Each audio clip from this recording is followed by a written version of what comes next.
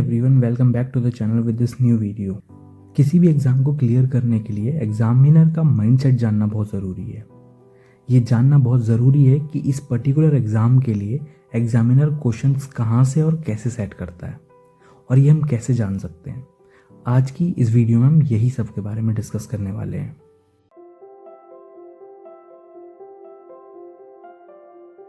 मैंने अपनी एफएमजी से रिलेटेड लगभग हर वीडियो में बोला है प्रीवियस ईयर क्वेश्चंस के बारे में। Previous year questions FMG exam के लिए मोस्ट इम्पॉर्टेंट चीज़ है। प्रीवियस ईयर क्वेश्चन से हम ये जान सकते हैं कि इस पर्टिकुलर एग्ज़ाम के लिए एग्जामिनर क्वेश्चंस कहाँ से और कैसे सेट करता है। देखिए, ये एग्ज़ाम आपको पता है कि ये एग्ज़ाम कॉम्पिटिटिव एग्ज़ाम नहीं है। ये एग्ज़ाम सिर्फ पासिंग एग्ज़ाम है, स्क्रीनिंग एग्ज़ाम है, जिसके लिए हमें किसी से कॉम्पीट ना करके जस्ट 150 मार्क्स लाने हैं। बट ये बात मैं आपको क्यों बता रहा हूँ, क्योंकि हर बार एफएमजी एग्ज़ाम में 200 से 250 क्वेश्चंस प्रीवियस ईयर टॉपिक से आते हैं। जो टॉपिक हम ऑलरेडी पढ़ चुके हैं, जो टॉपिक हम मल्टीपल टाइम पढ़ चुके हैं, वहाँ से आते हैं। जो 50 क्वेश्चंस होते हैं वो हर बार एफएमजी एग्ज़ाम में न्यू होते हैं। वो ऐसे क्वेश्चंस होते हैं जो शायद बहुत मुश्किल होते हैं सॉल्व करना और बहुत ज़्यादा टफ होते हैं।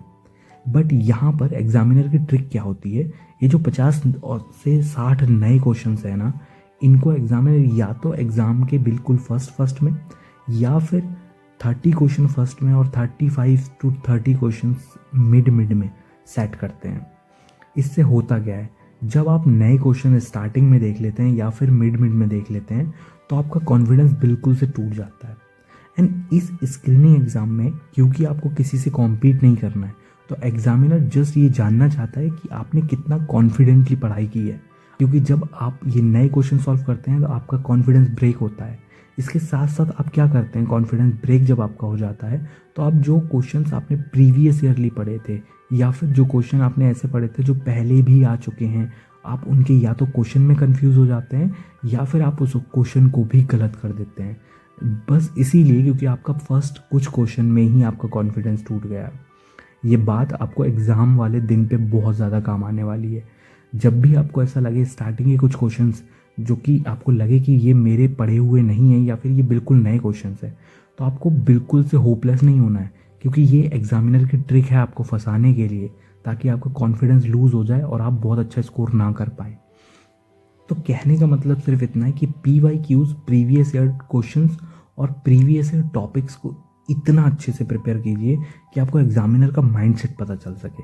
और जब आप एग्जामिनर के माइंडसेट से सोच पाएंगे ना, तो आप इस एग्ज़ाम को फर्स्ट अटैम्प्ट में क्लियर कर पाएंगे, या फिर आपका जो भी अटैम्प्ट है आप उसमें क्लियर कर पाएंगे। और ये बात बहुत इंपॉर्टेंट है जाननी कि PYQs आपको किस तरह से मदद करते हैं। अगर मैं अपना एग्जाम्पल दूँ तो जब मैं तैयारी कर रहा था तो मैंने प्रीवियस ईयर क्वेश्चन, पिछले 6 से 7 साल के क्वेश्चन थे जो कि मैंने एफएमजी सॉल्यूशन और जो प्री प्लैडर का यूट्यूब पर फ्री सेशन में आपका फ्लैशबैक्स हैं वो, प्लस मैंने अपने एप्लीकेशन जहाँ से मैं तैयारी कर रहा था प्री प्लैडर से, वहाँ से मैंने ये प्रीवियस ईयर क्वेश्चन सॉल्व किए, इनकी वीडियोस देखी, बार बार सॉल्व किए।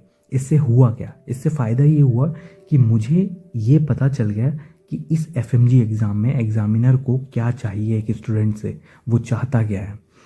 फॉर एग्ज़ाम्पल, अगर मैं कुछ सब्जेक्ट्स के बारे में आपको बताऊं, तो अगर एनाटमी की बात करें तो एनाटमी से आपने जिसने भी यहाँ से तैयारी की है, आप खुद समझेंगे इन चीज़ों को जो मैं बोलने वाला हूँ, आपको खुद रियलाइज़ होगा कि ये कितनी बार आप सॉल्व कर चुके हैं। एनाटमी की अगर बात करें तो अपर लिम्ब की नर्व इंजरी से आप हर बार क्वेश्चन सॉल्व कर चुके होंगे प्रीवियसली। लोअर लिम्ब के डर्माटोम से क्वेश्चन आप सॉल्व कर चुके होंगे। न्यूरो एनाटमी से बहुत सारे क्वेश्चन आपने सॉल्व किए होंगे, क्योंकि वही आते हैं। सीलियक ट्रंक से आपने सीलियक ट्रंक के क्वेश्चंस कई बार आपने सॉल्व किए होंगे। मेजेंट्रिक जो आपकी वेन्स है, जो आर्टरीज हैं, वहाँ से आपने क्वेश्चन सॉल्व किए होंगे। इसी तरह से अगर PSM सब्जेक्ट की बात करें तो डेमोग्राफिक साइकिल आपको बहुत अच्छे से आनी चाहिए, क्योंकि हर बार आपने PYQ में डेमोग्राफिक साइकिल का क्वेश्चन देखा होगा। एपिडेमियोलॉजी से क्वेश्चन आते हैं, बायोमेडिकल हजार्ड से क्वेश्चन आना ही आना है, एंटेमोलॉजी से क्वेश्चन आते हैं। इसी तरह से मैं आपको जस्ट एक ओवरव्यू देना चाहता हूँ। लाइक सर्जरी की अगर बात करें तो ब्रेस्ट से, जहाँ TNM क्लासिफिकेशन बहुत इंपॉर्टेंट है, हर्निया से क्वेश्चन हर बार आते हैं। कैनुला का फ्लो रेट क्या रहता है, कैनुला का गेज क्या रहता है, यहाँ से सूचर जो हैं नॉन एब्जॉर्बेबल, एब्जॉर्बेबल, कौन सा सूचर है, इमेज बेस्ड क्वेश्चन आ जाते हैं। थोरेक्स की बात करें तो हर बार आपके न्यूमोथोरैक्स से क्वेश्चन जरूर आते हैं, बोरहाफ सिंड्रोम से क्वेश्चन आते हैं। लाइक मैं बस आपको ये चीज़ें इसलिए बता रहा हूँ क्योंकि ये दिखाना चाहता हूँ कि PYQ सॉल्व करते करते आपको एक माइंडसेट में समझ में आता है कि एग्जामिनर को हर बार हमसे क्या चाहिए, और जो चीज़ हमसे एग्जामिनर को चाहिए अगर वो हम दे देंगे तो हम आराम से 200 क्वेश्चंस तक सॉल्व कर पाएंगे, क्योंकि 200 से 250 क्वेश्चंस हर बार प्रीवियस ईयर टॉपिक से आते हैं। ये डिपेंड करता है कि आपने कितने कॉन्फिडेंटली पढ़ा है।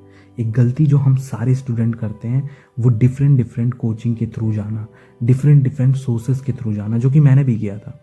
एंड शायद यही कारण है मैं अपना पूरा पोटेंशियल नहीं दे पाया, but luckily I have cleared this exam in my first attempt. So जो मुझे इस एग्ज़ाम के लिए बहुत इंपॉर्टेंट लगा वही मैं इस वीडियो में आपको बता रहा हूँ, and that is previous year questions and previous year topics. हर वीडियो में आपने सुना होगा, and this is very very very important. So thank you so much for watching this video. See you in the next video.